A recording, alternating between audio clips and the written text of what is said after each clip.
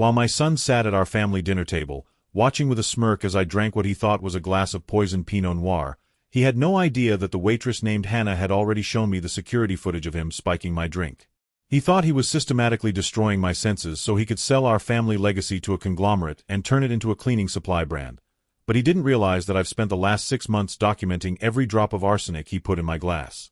He was already planning my retirement home, but he's about to find out that the only thing he'll be managing for the next 7 years is a prison laundry room. This is a true story of how I used my son's greed to brew his own destruction. My name is Theodore Beaumont. I am a world-renowned winemaker and the founder of Beaumont Estate, a vineyard I built from a single acre into a $120 million global powerhouse. I have spent my life developing a palate so refined I can identify a vintage by smell alone, and while my son Benjamin thought he was successfully dimming my senses, he was actually sharpening my resolve to conduct a hostile takeover of his own future.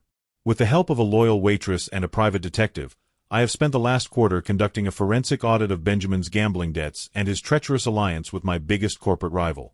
If you have ever been treated like you were out of touch by someone who was actually just trying to steal your seat, let me know your story in the comments.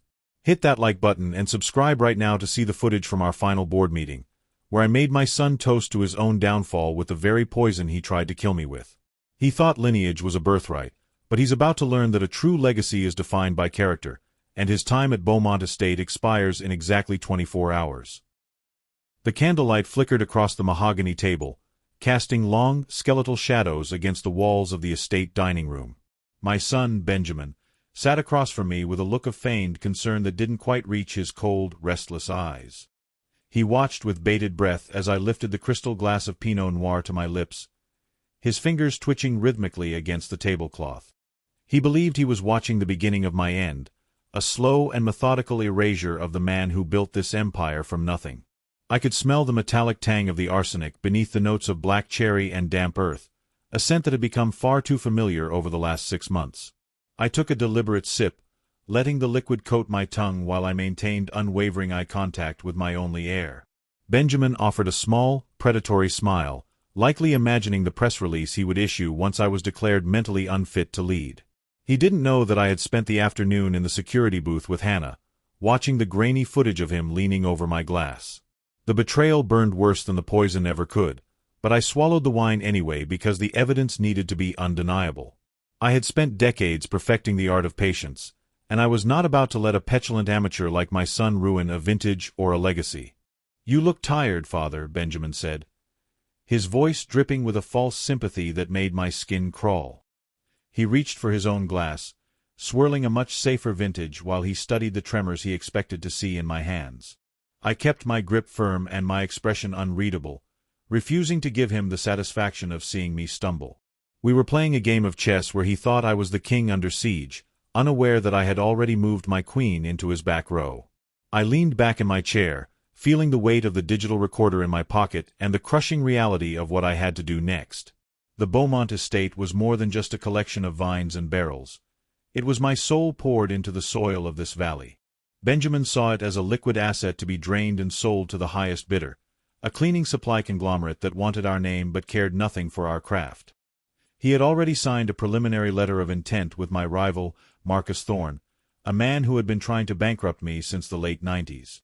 My son was trading 100 years of history for a quick payout to cover his mounting gambling debts in Macau. He thought he was the hunter, but as I set my glass down, I knew he was nothing more than the prey I was about to skin. Later that night, I met Hannah behind the fermentation tanks where the air was thick with the scent of bubbling yeast and ambition. She handed me a flash drive containing the latest footage, her face pale in the moonlight as she looked at the man who had been a second father to her. She had been the one to spot the anomaly first, noticing Benjamin's frequent, unescorted trips into my private cellar. We didn't speak much because the silence of the vineyard was heavy with the weight of our shared secret. I tucked the drive into my vest, thanking her with a nod that carried more gratitude than words could ever convey. I walked back to the main house, my boots crunching on the gravel as I planned the final 24 hours of my son's freedom. The arsenic was a slow killer, but my revenge would be a surgical strike that left no room for recovery. I would let him think he was winning until the very moment the gavel fell and the handcuffs clicked shut. Tomorrow's board meeting was supposed to be his coronation, but I was turning it into his execution. I stared up at the dark windows of his bedroom, wondering at what point I had failed him, or if some people are simply born with rot in their hearts. The morning sun rose over the valley, painting the rolling hills in hues of gold and amber, but the beauty felt like a mockery of the rot inside my home. I sat in my private study, the door locked from the inside, staring at the thick manila folder that my private investigator, Miller, had delivered under the cover of darkness. My hands were steady, a testament to the adrenaline currently masking the low-grade nausea from the arsenic Benjamin had served me at dinner. I opened the folder to find a chaotic map of my son's failures, documented in high-interest loan agreements and photos of him in the VIP lounges of casinos he couldn't afford. It was a pathetic trail of breadcrumbs that led directly to the door of Marcus Thorne, my oldest enemy and the man Benjamin hoped would save him from his own stupidity. As I flipped through the pages, I found the evidence of the alliance Benjamin had formed with Thorne's conglomerate, Global Cleans. They didn't want the Beaumont grapes. They wanted the Beaumont name to sell industrial-grade floor cleaners and cheap synthetic soaps. The thought of our family crest being stamped onto plastic bottles of bleach made my blood run colder than the morning dew on the vines. Benjamin had agreed to a hostile takeover that would effectively strip me of my voting rights on the board by claiming I was suffering from early-onset dementia. He had even gone so far as to bribe a local physician to sign off on a falsified medical evaluation that I had never actually attended. I reached for the telephone and dialed a number I had memorized weeks ago, feeling the weight of the chess pieces moving into place. Miller answered on the first ring, his voice a low, gravelly rasp that signaled he was already on site at the city's records office. I instructed him to finalize the link between the gambling debts and the specific wire transfers coming from Thorne's offshore accounts. We weren't just looking for corporate sabotage anymore. We were looking for criminal conspiracy and attempted murder. Every document I scanned was another nail in the coffin Benjamin had spent the last year building for me, unaware that I was the one holding the hammer. A soft knock at the door interrupted my thoughts, and I quickly slid the folder into a hidden compartment in my desk before calling out for the visitor to enter. It was Benjamin, dressed in a sharp Italian suit that he had undoubtedly bought with money he had stolen from the estate's marketing fund. He looked radiant, his face glowing with the misplaced confidence of a man who thinks he has already won the lottery. He held 2 cups of coffee, and as he set one down in front of me, I noticed the slight tremor in his hand, not from guilt, but from the excitement of the kill. I thanked him with a polite nod, watching as he checked his watch, likely counting down the hours until the board meeting. "You should rest today, Father," he said, his voice smooth and rehearsed like a lead actor in a tragedy. He leaned against the edge of my desk, looking out the window at the vineyard as if he were already imagining it paved over with warehouses. I took a sip of the coffee, knowing it was likely tainted with a fresh dose of his slow-acting medicine, and felt a dark sense of satisfaction. I was 65 years old, and while he thought my age made me vulnerable, it actually gave me the perspective to see through every amateurish move he made. I had survived droughts, pests, and economic collapses. A spoiled child with a gambling habit was a problem I was well equipped to solve. "I have a lot to do before the meeting, Benjamin," I replied, my voice steady and devoid of the weakness he was listening for.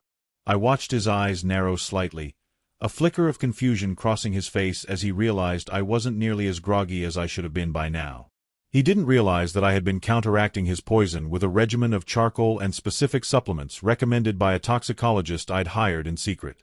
We stood there in the quiet room, 2 generations of Beaumonts locked in a silent war, surrounded by the history of a brand that only one of us truly respected.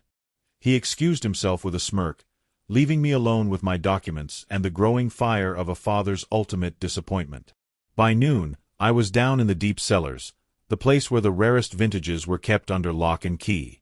The temperature was a constant 55 degrees, and the air smelled of oak, aging fruit, and the heavy silence of time itself. This was the heart of the estate, and it was here that I met with Thorne's former assistant, a woman Benjamin had overlooked in his rush to climb the corporate ladder. She had been fired by Thorne for knowing too much, and now she was more than happy to hand me the final piece of the puzzle, the signed contract between Benjamin and Global Cleans. I looked at my son's signature on the bottom of the page, a jagged scrawl that betrayed his desperation to escape his debts. As I stood in the shadows of the cellar, I realized that the hostile takeover wasn't just about the business. It was a personal strike against my very existence. Benjamin didn't just want the money. He wanted to prove that he could destroy the one thing I loved more than him. He hated the vineyard because it represented a standard of excellence he could never meet, and he hated me for being the one to set that bar. I ran my hand over a dusty bottle from our 1985 harvest, the year he was born, and felt a profound sense of loss for the boy he used to be. The man he had become was a stranger, a predator who was currently upstairs probably picking out which tie to wear to my funeral. I spent the rest of the afternoon coordinating with my legal team, ensuring that every piece of evidence was formatted for the digital display in the boardroom. We worked in a frenzy of encrypted emails and hushed phone calls, building a trap so airtight that even Thorne's expensive lawyers wouldn't be able to find a leak. I could hear Benjamin pacing in the hallway above, his footsteps heavy and impatient as the sun began to dip toward the horizon. The countdown had begun, and with every passing minute, the walls of the estate felt like they were closing in on him, though he was the only one who couldn't see it. The stage was set for the final act, and I was the director of a play that would end in a way he never saw coming. The dining room felt cavernous that evening, a grand stage for a play that only one of us knew was a tragedy. I had instructed the kitchen to prepare Benjamin's favorite meal, a thick ribeye with a reduction made from our private reserve, as a sort of grim last meal for his life of luxury. He sat across from me, his eyes darting around the room as if he were already measuring it for new curtains or minimalist furniture. He looked at me with a mixture of pity and barely concealed triumph, likely noting the slight, intentional tremble I allowed to creep into my left hand. I wanted him to feel comfortable in his victory so that his eventual fall would be all the more devastating to his fragile ego. "You've been very quiet tonight, Father," Benjamin remarked, cutting into his steak with a precision that bordered on clinical. He took a long, slow sip of the wine, the very same vintage he had spiked just 24 hours earlier, though I had switched the decanters while he was dressing.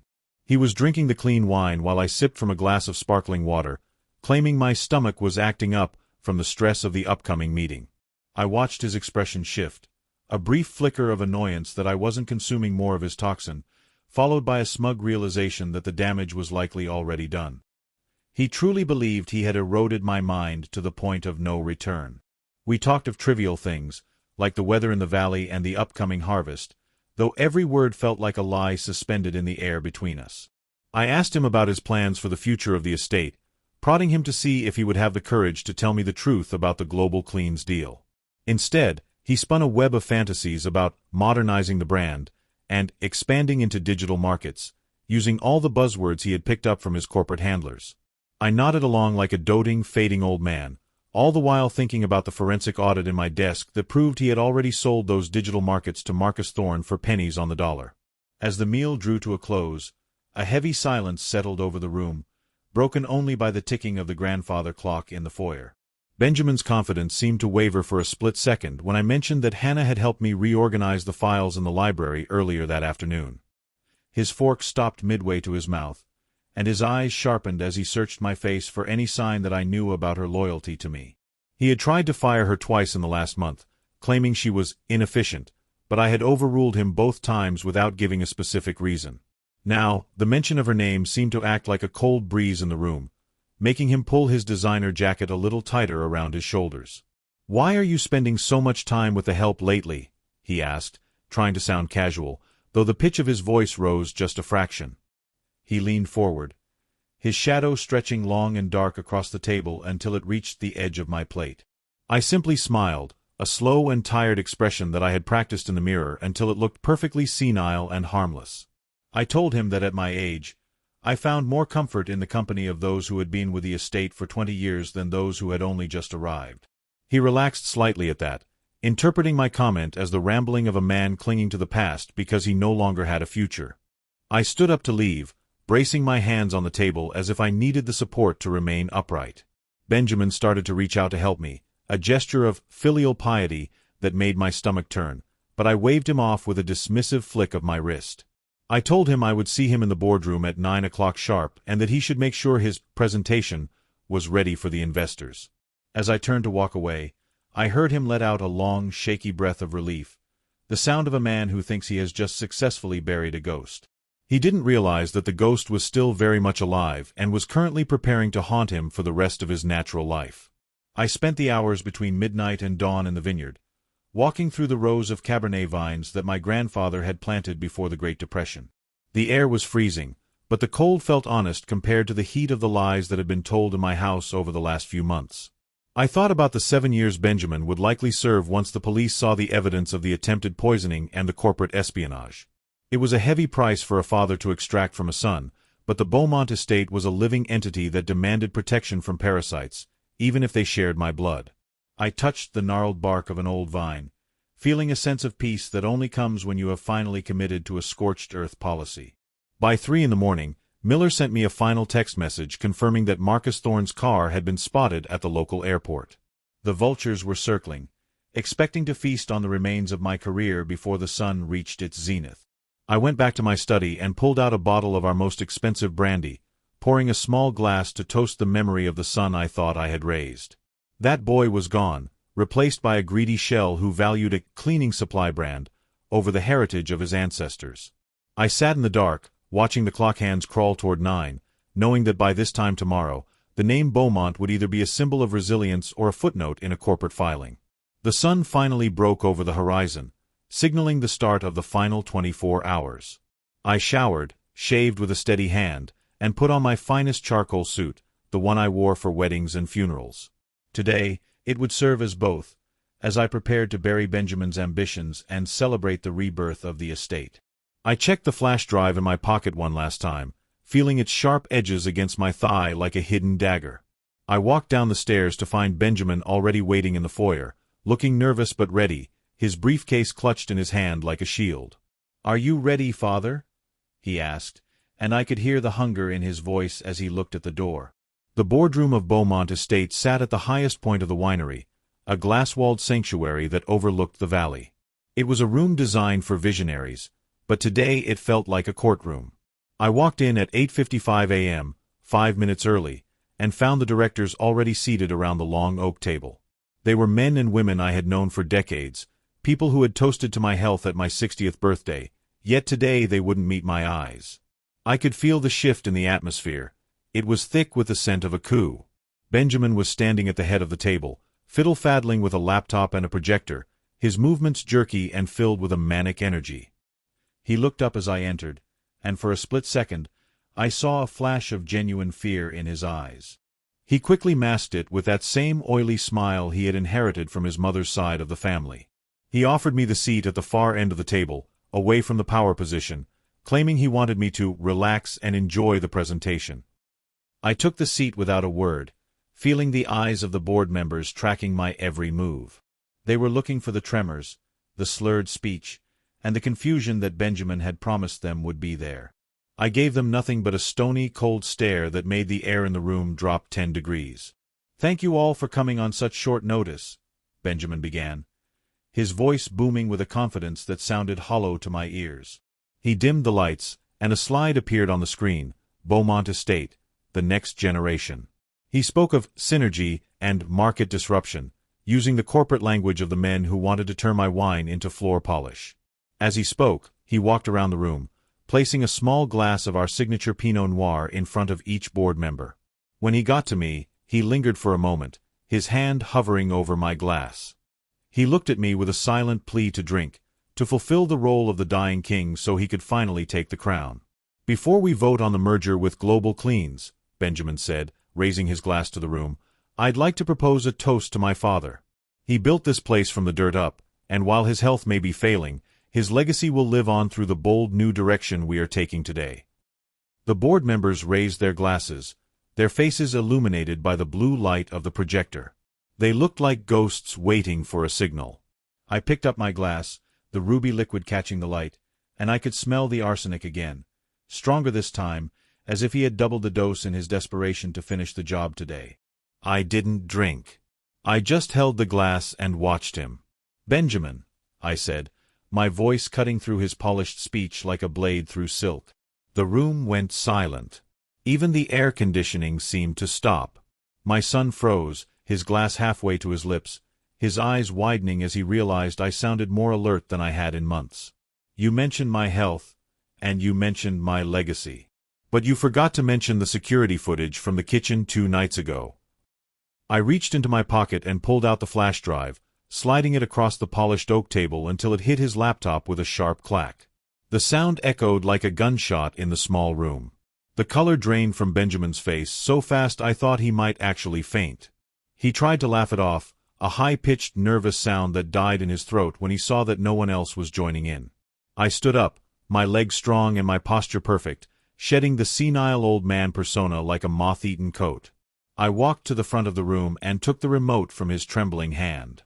"You see, gentlemen," I addressed the board, "my son has been very busy.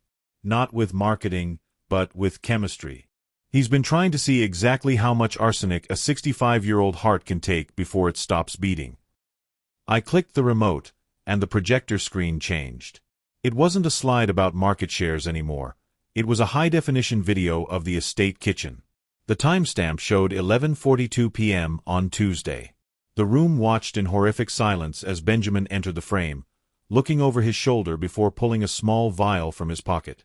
They watched as he carefully measured 3 drops of a clear liquid into my private decanter. One board member gasped, and another turned away, unable to watch the cold-blooded betrayal of a son against his father.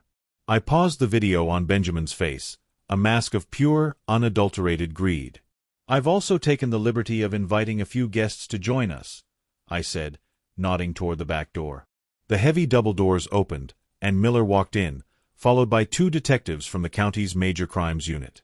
Benjamin slumped against the table, his briefcase sliding to the floor and spilling out the contracts he had signed with Marcus Thorne.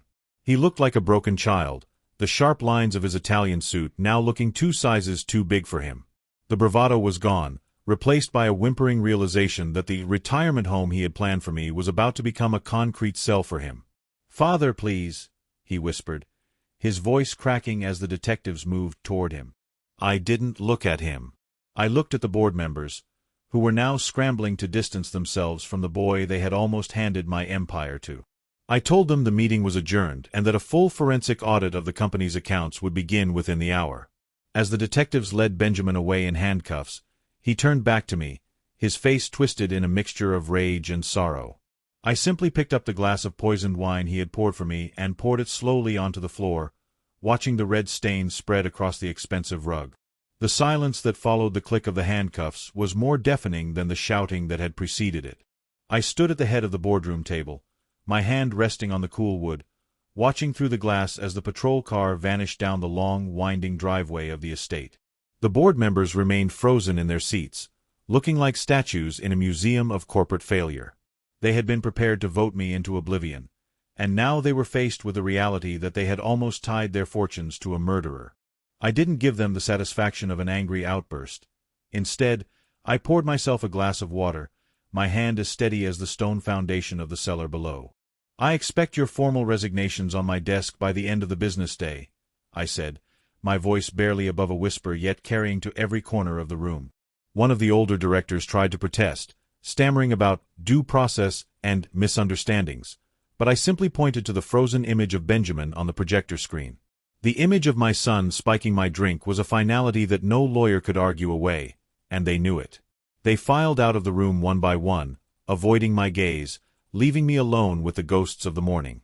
I felt a sudden, sharp pang in my chest that had nothing to do with arsenic and everything to do with the fact that I no longer had a family. I spent the next 3 hours with my legal team, drafting the documents to nullify every contract Benjamin had signed during his brief, treacherous tenure. We found that he had leveraged the estate's land to secure personal loans from shell companies owned by Marcus Thorne, a move that would have seen the vineyard foreclosed upon within the year. It was a scorched earth policy designed to leave me with nothing but a name and a pile of debt. I felt a grim sense of pride as I signed the papers that would claw back our assets, realizing that while Benjamin had studied the art of the deal, I had lived the reality of the war. My name was Beaumont, and in this valley, that still meant something. That afternoon, I drove to the county jail, not to bail my son out, but to see the man who had facilitated his downfall. Marcus Thorne was waiting for me in the visitors' lounge of his own corporate headquarters, having heard the news of the arrest through the grapevine of the elite. He didn't look like a villain. He looked like a grandfather, sitting in a leather chair with a glass of scotch that probably cost more than a farmhand's monthly salary. He offered me a seat with a flick of his wrist, his eyes sparkling with a predatory amusement that told me he wasn't finished with me yet. He thought he could still bully a man who had just survived a murder attempt by his own flesh and blood. "Theodore, you always were a bit too dramatic for your own good," Thorne said, leaning back and savoring the aroma of his drink. He told me that Benjamin was a weak link, and that I should thank him for helping me identify the rot in my own house before it spread any further. He spoke as if he hadn't spent the last 6 months coaching my son on how to kill me and steal my life's work. I didn't sit down. I stood over him, feeling the power of my 65 years and the weight of the evidence I still held in my pocket. I told him that the police had already seized Benjamin's phone and that every encrypted message Thorne had sent him was currently being decrypted by the state crime lab. The amusement vanished from Thorne's face, replaced by a pale, twitching mask of anxiety that made me feel more alive than I had in months. He had thought he was insulated by layers of corporate shells and plausible deniability, but he had underestimated Benjamin's incompetence. My son hadn't deleted a single message, keeping them all as a sort of twisted insurance policy against his mentor. I leaned in close to Thorne, smelling the expensive scotch on his breath, and told him that I wasn't just coming for his business. I was coming for his freedom. I left him sitting there in the silence of his glass office, a man who had finally met an adversary he couldn't buy. The trial was a quick, brutal affair that stripped away the last of the Beaumont family's privacy for the sake of justice.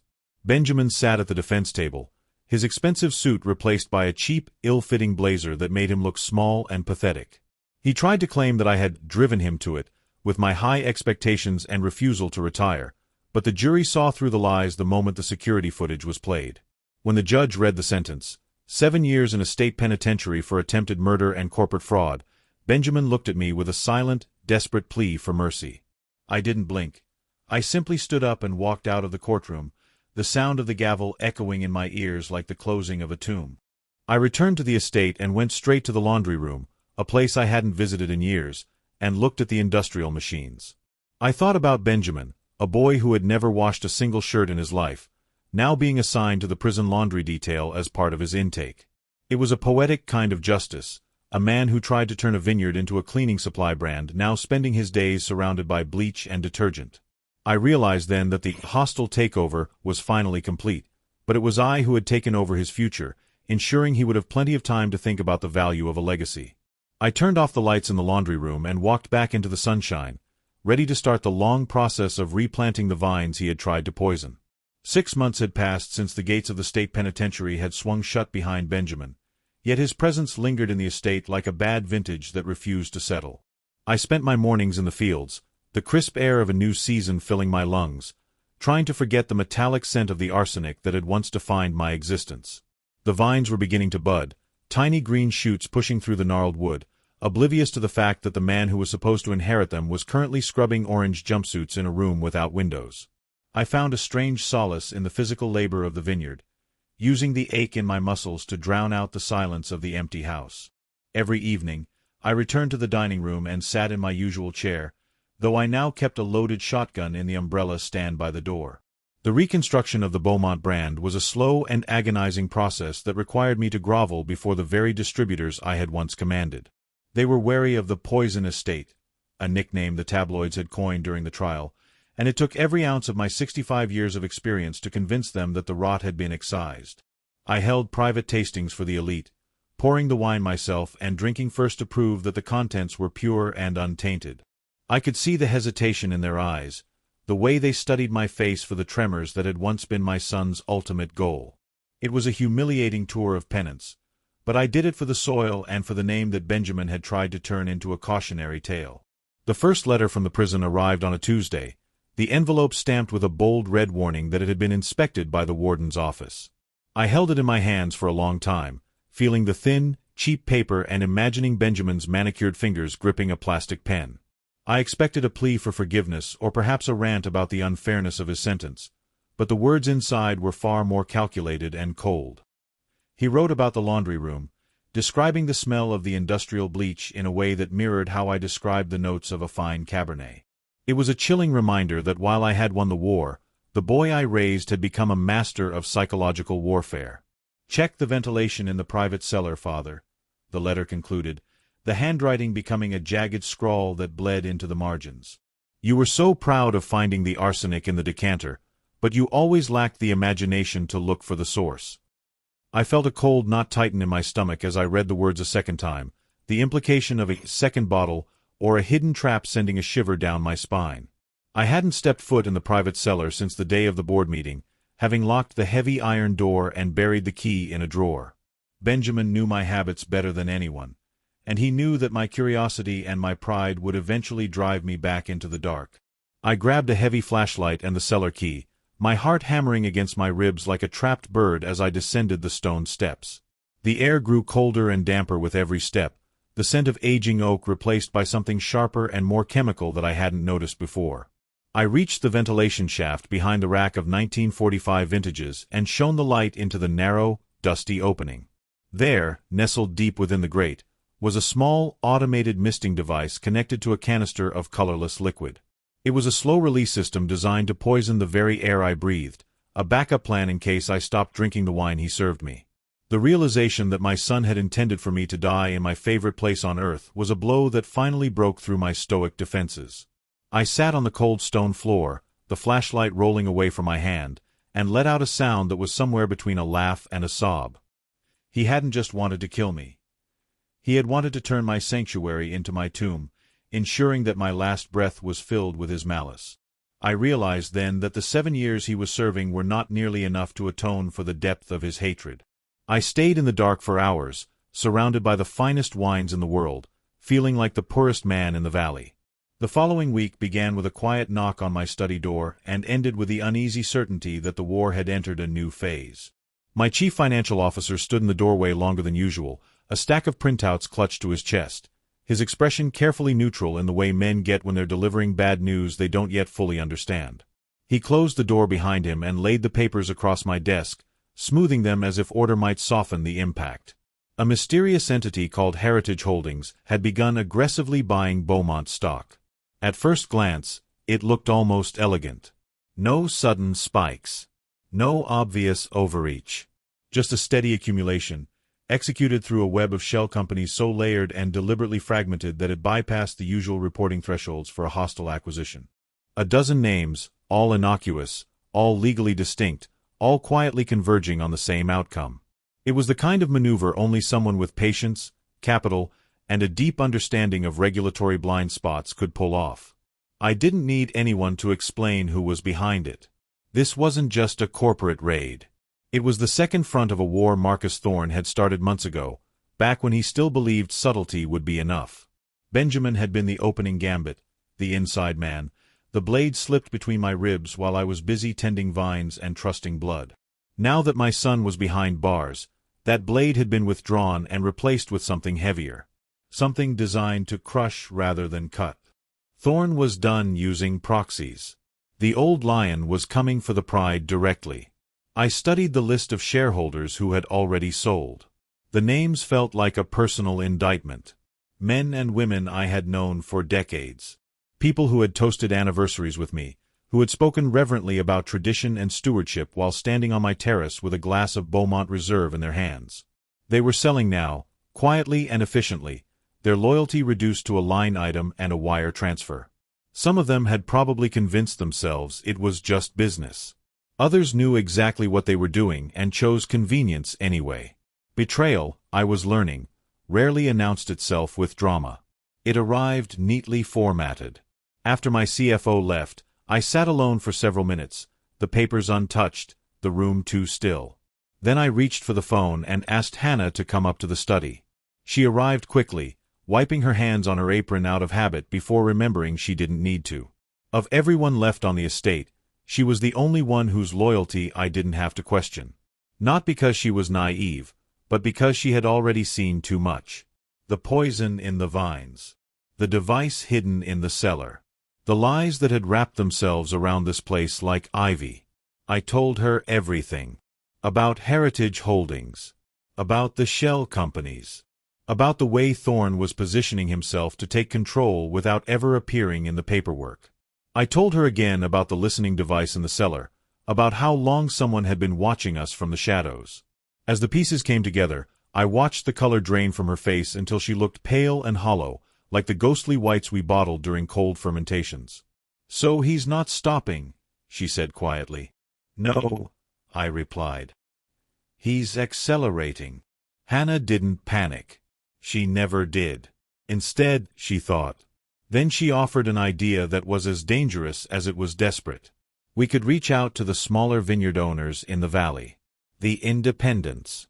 The families who still owned their land outright, who still believed in regional identity over corporate consolidation. If we could form a coalition, even a loose one, we might be able to block Thorne's takeover by denying him the majority stake he needed. It was a thin hope, but it was the only one that didn't involve surrender. We worked through the night. Maps of the valley spread across the desk, notes scribbled in margins, names circled and crossed out as we catalogued alliances and old grudges. Who owed Beaumont favors? Who resented Thorne's expansion? Who might be persuaded by loyalty, and who would need protection before they dared to say no to a billionaire with reach and patience? The imbalance was almost laughable. A 65-year-old winemaker whose body still carried traces of poison, and a waitress who had learned more about power in the last few months than most executives learned in a lifetime, trying to outmaneuver a man who could buy silence by the acre. We both knew it. We didn't say it out loud. Sometime near dawn, when the sky began to pale and the valley stirred in its sleep, I stood and stretched my aching back. I walked to the window and looked out over the estate, the vines still dark and motionless, holding their breath before morning. That's when I saw it. A black sedan sat parked at the edge of the property, just beyond the tree line.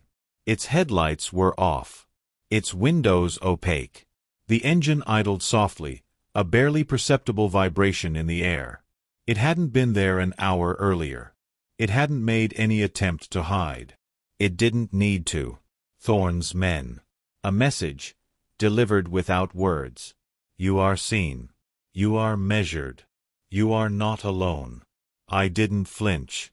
I simply memorized its position, the angle of the tires, the way the car faced the house like an unblinking eye. The final 24 hours of my son's reign had not been an ending. They had been an overture. I poured myself a cup of coffee, taking care to prepare it myself.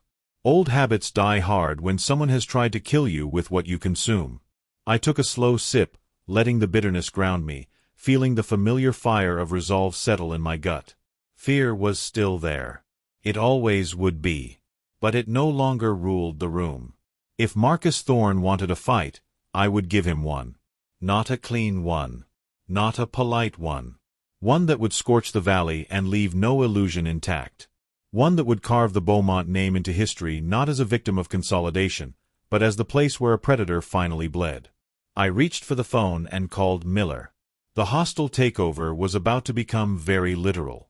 The drive to the state penitentiary stretched into 3 hours of punishing quiet, broken only by the steady hum of tires against asphalt. Mile by mile, the landscape stripped itself of warmth. The lush, rolling greens of the vineyard gave way to scrubland, then to stretches of cracked earth and industrial sprawl, until finally the horizon hardened into the blunt geometry of fences, watchtowers, and poured concrete. I sat in the back seat, hands folded tightly in my lap, watching the numbers on the highway markers count down like a slow execution. Every bump in the road sent a dull reminder through my knees and spine. 65 years lived carefully, deliberately, and now my body felt every one of them. I had built my life around patience. Around seasons that could not be rushed and harvests that punished arrogance.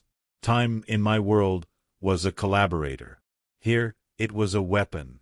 The penitentiary loomed ahead like a monument to stalled lives, a place where clocks moved but nothing progressed. I wondered how many men had crossed this threshold believing they would endure it, only to find themselves hollowed out by repetition and regret. I had always assumed my son would inherit the vineyard, not a number stitched onto an orange uniform. My hands tightened as memories intruded without permission. Benjamin at 12, standing knee-deep in the estate's private pond, holding his fishing rod too tightly, furious at the water for not yielding fast enough. I had laughed then, shown him how to wait, how to feel the line instead of fighting it. Patience, I had told him, was the difference between effort and results.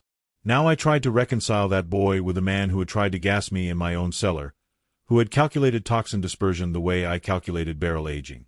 Somewhere along the line, my lessons had been twisted into something unrecognizable. I was here because I needed answers no document could provide. I needed to look into his eyes and see whether there was still anything human left behind them, or if Marcus Thorne had finished sculpting him into something colder, something designed purely for use. The security process was relentless and degrading. Shoes off. Belt removed. Arms raised. Hands sliding over me with professional indifference. Metal detectors shrieked at nothing, and I was waved through anyway, as though suspicion itself were enough. It struck me how easily roles were reversed in this place. I was the poison man, the target, yet I was the one being searched, catalogued, reduced to compliance. By the time I was escorted down the corridor, my jaw ached from how tightly I had clenched it. They led me into a small, sterile room divided cleanly down the middle by a thick sheet of plexiglass. The air smelled of floor wax and stale sweat, an unpleasant mix that clung to the back of my throat. 2 plastic chairs faced each other across the divide, bolted to the floor to prevent even the illusion of comfort. I sat and waited, listening to the distant clang of doors and the murmur of voices echoing through concrete corridors. When Benjamin was brought in, my heart stuttered. He had lost weight. Not the healthy kind, but the sharp, hollowing kind that carved angles into his face. The tailored confidence he once wore as naturally as a suit had been replaced by a coarse orange jumpsuit that hung off him awkwardly, swallowing his frame. His hair was buzzed down to his scalp, exposing a skull that looked too large for his narrowed face. His skin had taken on a dull, yellowed cast, the color of someone who hadn't seen real sunlight in far too long. And yet, when he sat down and lifted the heavy plastic phone, he smiled. It was a small thing, that smile, but it landed like a blade between my ribs. It wasn't fear. It wasn't shame. It was anticipation. "You look like hell, Father," he said softly into the receiver. The line crackled, the sound distorted just enough to make his voice feel inhuman, like it was coming from somewhere deeper than his chest. The malice in it made my skin crawl. I picked up my phone, but before I could speak, he continued. He didn't ask about the vineyard. Didn't ask whether I had recovered from the arsenic, whether the damage he helped orchestrate had finally finished me. Instead, he began talking about the prison laundry. About efficiency. About systems. He spoke with the same animated precision he used to reserve for board presentations, explaining how the laundry operated as its own economy within the prison. How schedules could be manipulated, how supplies flowed in and out with minimal scrutiny because cleanliness was non-negotiable. He told me, almost proudly, that he had already positioned himself as indispensable. That favors were traded, alliances formed, all under the constant hiss of steam and detergent. "I run things now," he said, his eyes glittering as he leaned closer to the glass. "Not officially, of course. But power doesn't need a title." A cold realization settled in my stomach. He wasn't merely surviving. He was adapting. Thriving, even. The same manipulative charm he had used to deceive the board had found fertile ground here, where desperation made people pliable and rules could be bent by those who understood them best. Prison hadn't broken him. It had clarified him. I searched his face for cracks. For guilt. For anything that resembled the son I had raised. I found none. Instead, his gaze sharpened, his voice lowering as though sharing a secret. He mentioned, almost casually, that Heritage Holdings had been making a very generous offer for the estate's remaining shares. He watched me closely as he said it, savoring the effect. He wanted me to understand that his reach extended far beyond these walls, that bars and fences were inconveniences, not barriers. "Funny thing about legacy," he added. "It doesn't belong to the past.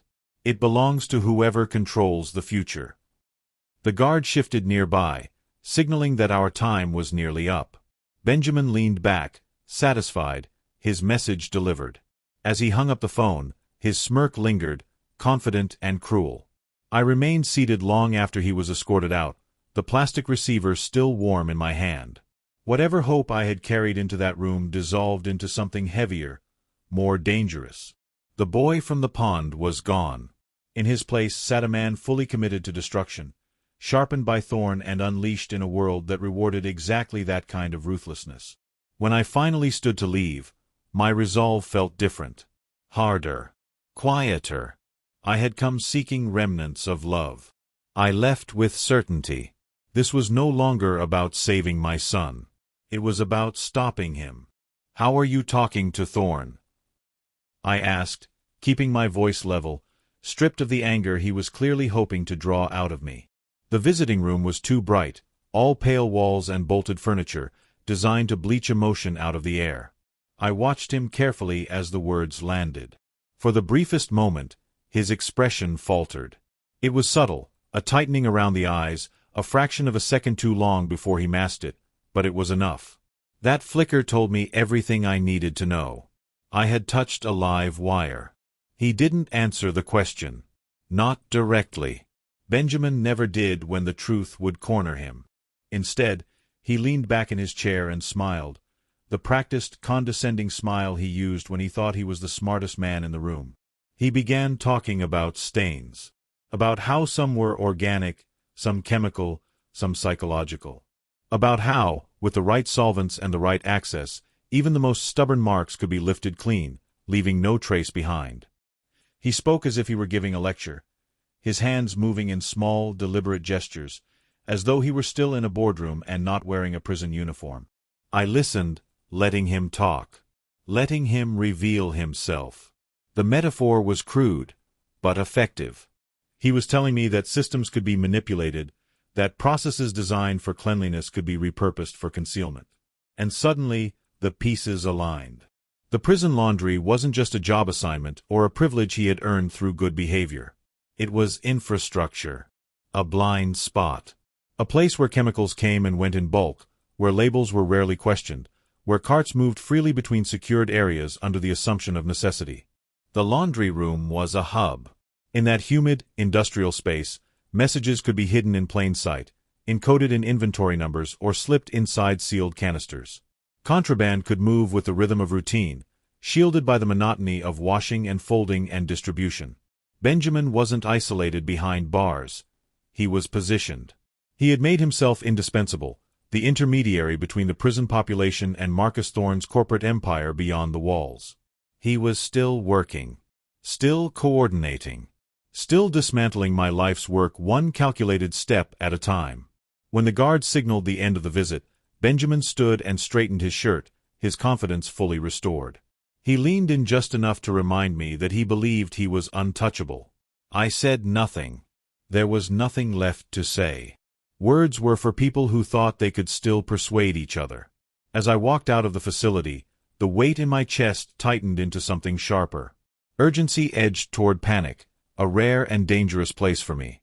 Every second Benjamin spent in that laundry room was a second he spent plotting, adjusting, communicating. The idea of him operating freely within that system, protected by layers of bureaucracy and indifference, made my hands clench at my sides. I didn't wait to get back to the car before making the call. "Miller," I said when he answered. "We pivot. Now." I told him what I had seen, what I had understood. The board members were still relevant, but they were no longer the center of gravity. The real artery ran through the prison's logistics and supply chain. We needed names, vendors, delivery schedules. Who was bringing in the industrial detergent, the solvents, the cleaning agents by the pallet? And more importantly, who was taking things out? Because if messages were going in, something was leaving with them. "Follow the chemicals," I said. "Every drop." If I could cut Benjamin's line of communication with Thorne, I could isolate him, strip him of the illusion of control, leave him to rot in the silence he had so carefully avoided. Prison was supposed to be about separation. I intended to enforce that rule. The drive back toward the valley felt longer than usual. The road wound through familiar terrain, vineyards giving way to scrub and stone as the sun dipped behind the mountains. The light thinned and reddened, stretching shadows across the asphalt like grasping fingers. It felt like a curtain closing on one act and rising on another. The war had shifted again, moving away from polished conference tables and back into the shadows where it belonged. By the time I turned onto the long drive leading to the estate, my phone rang. Miller didn't waste time.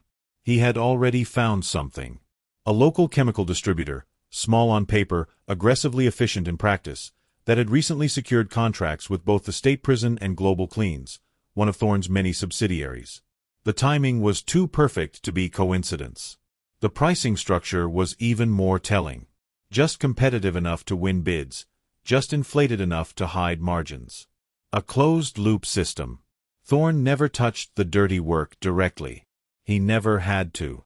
Information and money flowed through legitimate channels, laundered by contracts and invoices and compliance reports.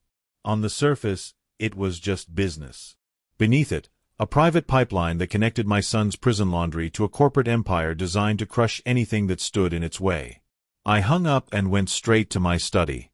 The room smelled of old books and polished wood, comforting and heavy with history. I sat at the desk where I had signed land deals and donation checks, where I had once believed that influence could be exercised cleanly. I pulled out a notebook and began drafting a new plan. Infiltrating a distribution center would require precision, timing, people who knew how to move without being seen. This was no longer about exposure alone. It was about interception, about catching the exchange in motion and freezing it under light so bright it couldn't be denied. The so-called final board meeting had only been an opening move, a test of strength. What lay ahead would be longer, dirtier, and far less predictable. I stepped outside onto the terrace and drew in a deep breath of night air. For the first time in weeks, it was clean, free of the misting poison that had once crept invisibly through my vines. The stars above the valley were sharp and indifferent, silent witnesses to everything that had been done below them. I squared my shoulders and went back inside. The game had changed, and this time it was being played for keeps. That night, long after the house had gone quiet and the last of the staff lights had gone dark across the estate, I heard the low thud of something heavy landing on the front porch. It wasn't the polite tap of a courier during daylight hours. It was deliberate. A punctuation mark. I waited a full minute before moving, listening to the old house settle around me, the wood ticking softly as if it, too, was holding its breath. When I finally opened the door, the porch was empty except for a small, unmarked parcel resting exactly in the center of the stone, positioned so it couldn't be missed. There was no return address. No postage mark I recognized. Just my name, written in a careful, almost reverent hand. I carried it inside and set it on the dining table, the same table where I had hosted harvest dinners and charity galas, where laughter and wine had once flowed without calculation. The silence now felt heavier than any crowd. I didn't rush. Thorne had not sent this to be opened quickly. He had sent it to be felt. Inside the package was a single handwritten ledger, bound in worn leather, and a photograph. The photograph lay face up, and I knew what it was before I truly saw it. My grandfather's grave. The old stone marker at the edge of the family plot, the one with the simple inscription and the weathered carving of a vine curling along the base. The angle of the photo told me everything I needed to know. Someone had stood there recently. Someone had made the effort to visit the dead to send a message to the living. The ledger was worse. I opened it slowly, the leather creaking like an old door. The handwriting was precise, almost beautiful in its discipline. Dates, amounts, initials, locations. Page after page of transactions, all meticulously recorded. This wasn't a rough notebook or a hurried confession.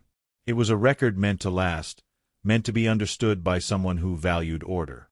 Benjamin's first year as vice president, laid bare in ink. Every bribe. Every favor purchased. Every quiet envelope slid across a desk in exchange for zoning changes, favorable rulings, delayed inspections.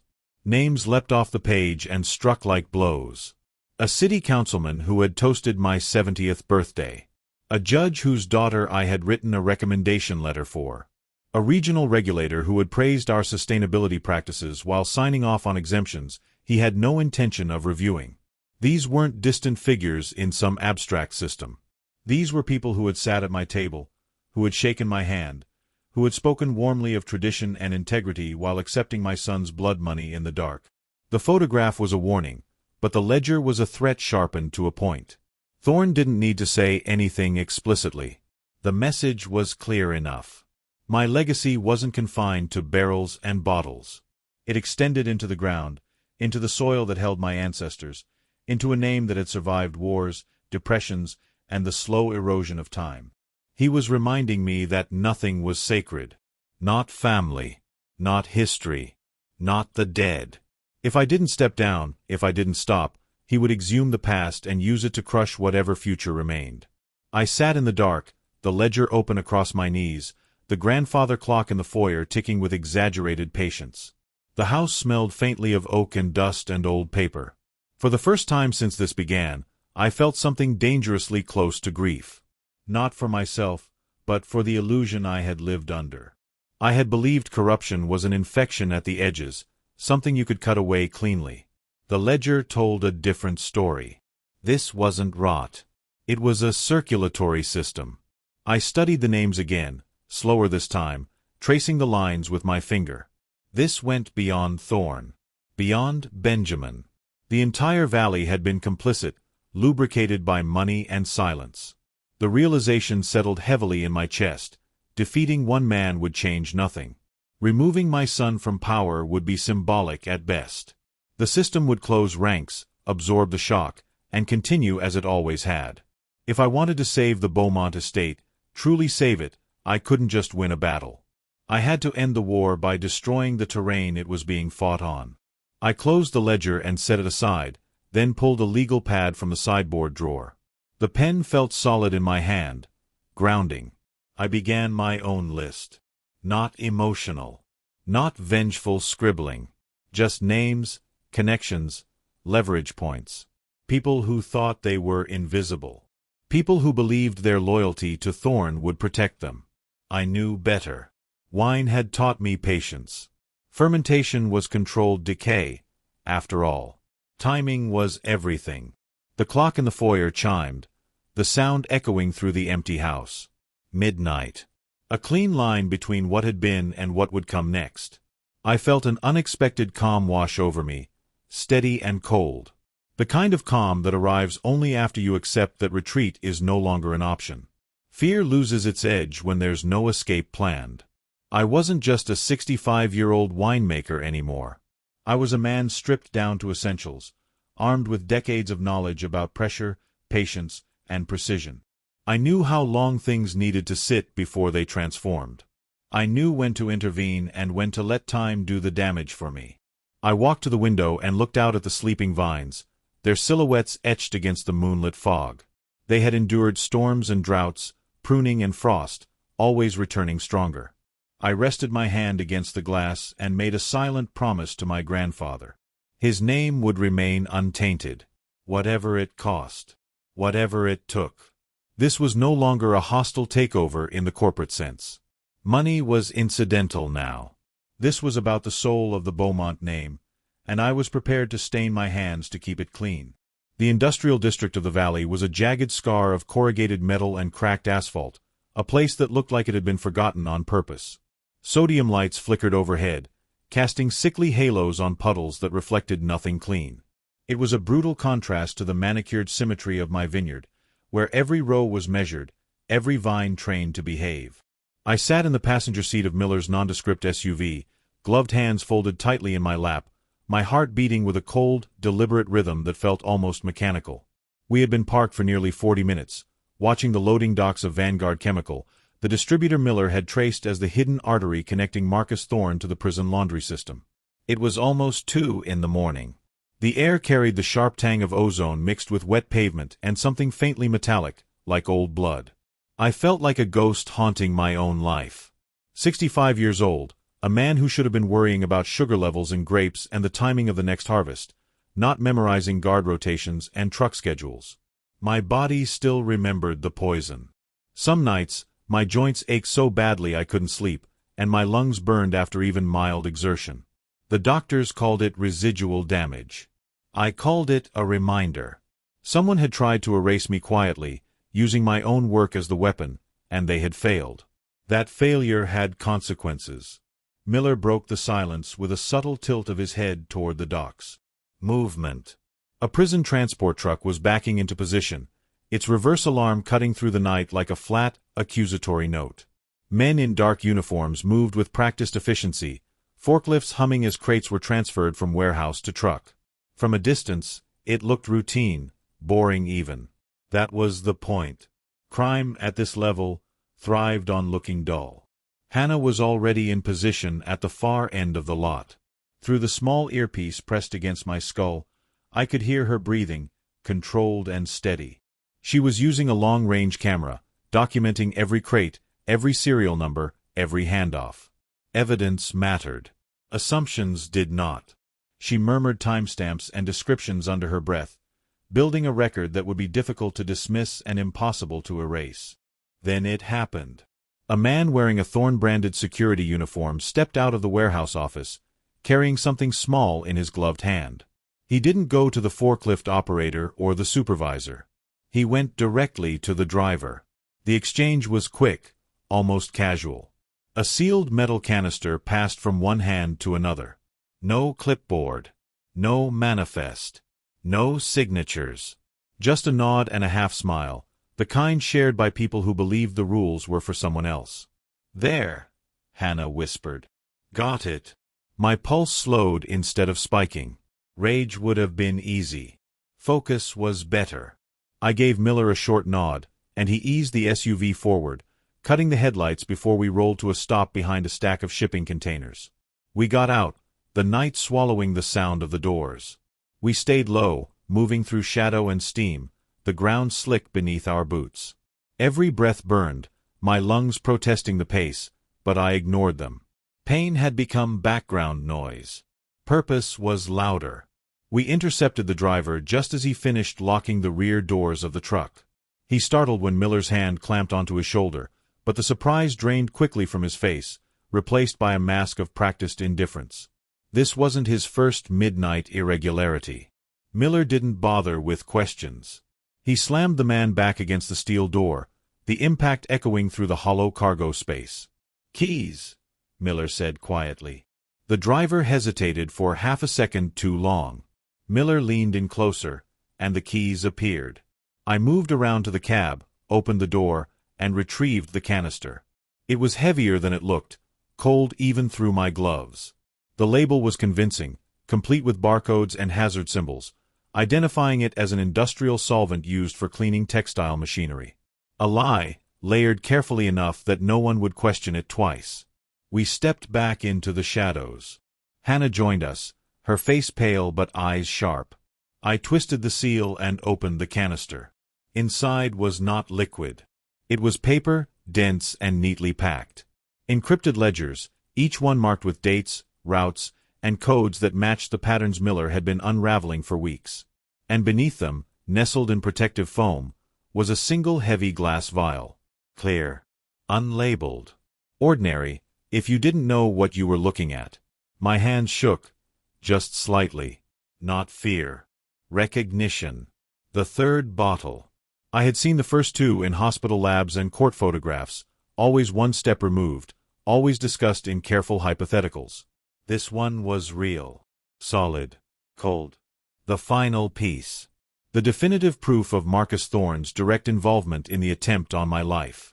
This was not something filtered through my son. Not an order passed down and interpreted. The ledgers spelled it out with brutal clarity. Thorne had commissioned the toxicological analysis himself, sourcing the compound, specifying the dosage range, accounting for aging barrels and alcohol content. He had provided Benjamin with the data, wrapped in language that pretended it was theoretical. Academic. It wasn't. I closed my eyes for a moment, seeing my cellar as it had been that day. The barrels. The smell of oak and fermenting fruit. The trust. Thorne had never intended to kill me loudly. He wanted me to fade, to be written off as a tragic accident, a vintner undone by his own craft. My death would have been neat. Convenient. Behind us, the driver whimpered softly, finally understanding that this was not a routine stop. Miller secured him with zip ties and guided him to sit on the ground.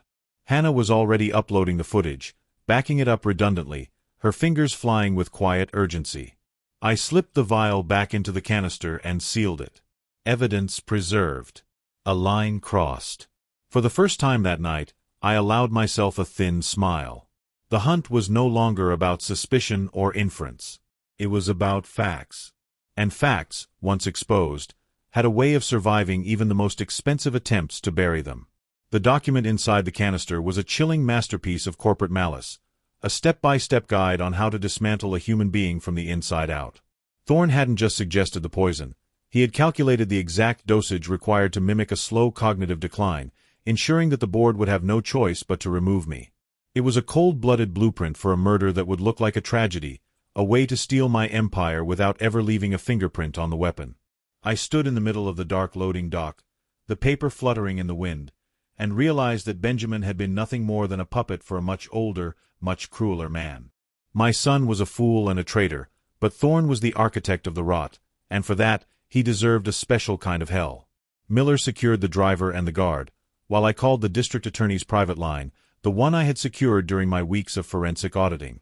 I told him that I had the evidence that would turn a family dispute into a state-level conspiracy case against Global Cleans and Marcus Thorne.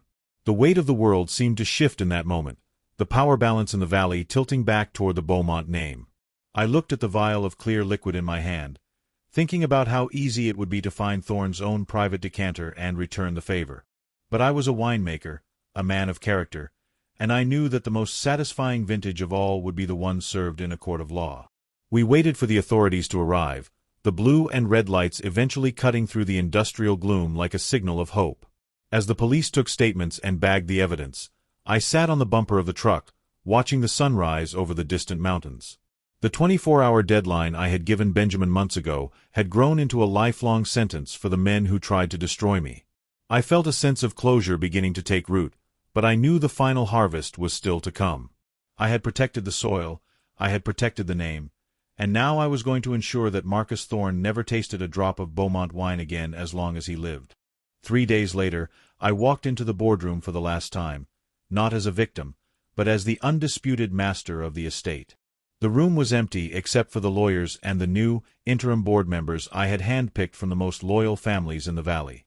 We were here to finalize the dissolution of every Thorne-linked asset and to sign the papers that would ensure the Beaumont estate remained a private, family-owned entity for the next century. I sat in my original chair, the sunlight streaming through the windows and illuminating the dust motes dancing in the air.